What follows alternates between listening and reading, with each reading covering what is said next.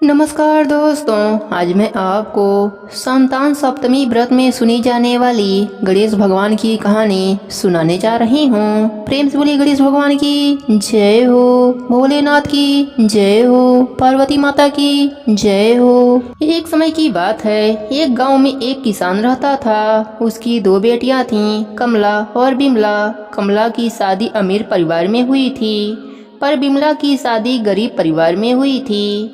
अमीर होने के कारण कमला घमंडी हो गई थी। उसने बिमला को अपने घर पर काम पर रख लिया।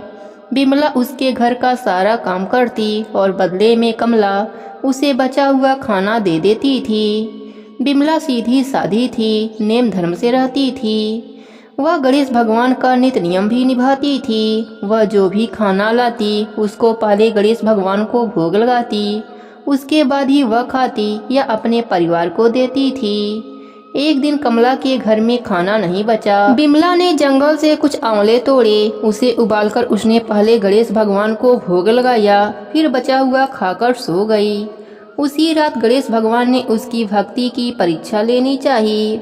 उन्होंने एक बूढ़ी औरत का भेष बनाकर बिमला के घर का दरवाजा खटखटाया। बिमला ने उठकर दरवाजा खोला तो देखा एक बुढ़िया खड़ी हैं।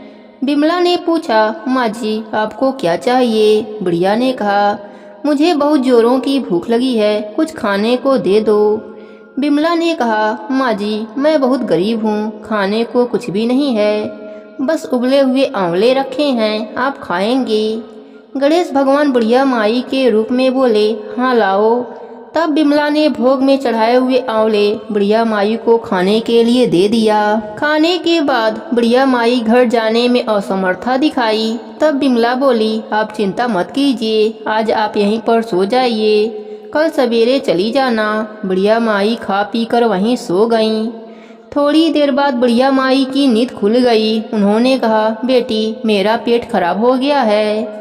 बिमला ने कहा, आप अंधेरे में कहाँ जाएंगी, यहीं किसी कोने में निपट लीजिए और अपना हाथ मेरे बालों में पोंछ लीजिए, सुबह उठकर मैं साफ कर लूँगी। बुढ़िया माई ने वैसा ही किया। जब सुबह हुई तो बुढ़िया माई वहाँ नहीं थी। बिमला को लगा शायद मैंने सपना देखा होगा। ऐसा सोचकर वह नहाने के लिए तालाब की ओर चली गई। जब वह नहाने लगी तो उसके बालों में से सोना झड़ने लगा।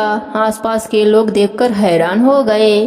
अब बिमला को रात की बात याद आई। वह दौड़ी दौड़ी घर आई। घर आकर उसने देखा कि घर के अंदर चारों ओर सोने के सिक्के बिखरे पड़े हैं। वह खुश होकर गणेश भगवान की जयकारा लगाने लगी।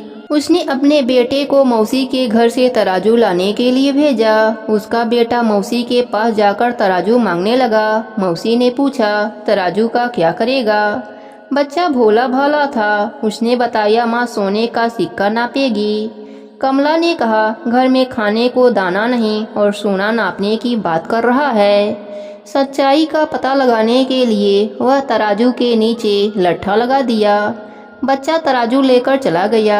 जब सोना नापने का काम खत्म हो गया तो तराजू मौसी को लौटाने आया।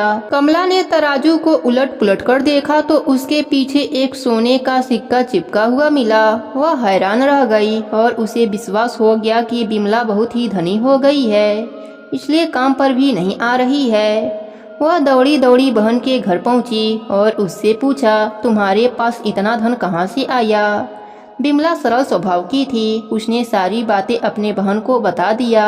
कमला को लालच आ गया।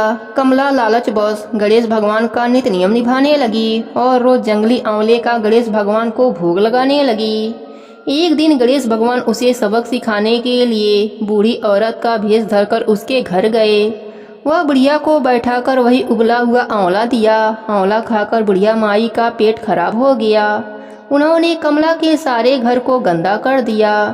जब सुबह कमला की नींद खुली तो उसने देखा सारा घर गंदगी से भरा पड़ा है और बदबू कर रहा है। कमला गंदगी को साफ करने लगी, पर गंदगी बढ़ती ही जा रही थी। वह परेशान होकर बिमला के घर गई। उसने बिमला को सारी बात बताई। बिमला ने कहा, तुम्हारे पास खाने का इतना सामान था, फिर भी तुमने उबले हुए आंवले गणेश भगवान को खिलाए। इसी कारण गणेश भगवान का कोप तुम पर हुआ है। कमला को अपने गलती का एहसास हो गया। वह गणेश भगवान से क्षमा मांगने लगी। गणेश भगवान उसको माफ कर दिए और अपनी माया समेट लिया। हे गणेश जी महाराज, जैसे आपने बिमला पर अपनी कृपा करी, वैसे ही अपने सभी भक्तों पर अपनी कृपा बनाए रखना। सबके व्रत को पूर्ण करना। कहानी अधूरी हो तो पूरी करना, पूरी हो तो मान रखना। प्रेम से बोले गणेश भगवान की जय हो, भोलेनाथ की जय हो, पार्वती माता की जय हो।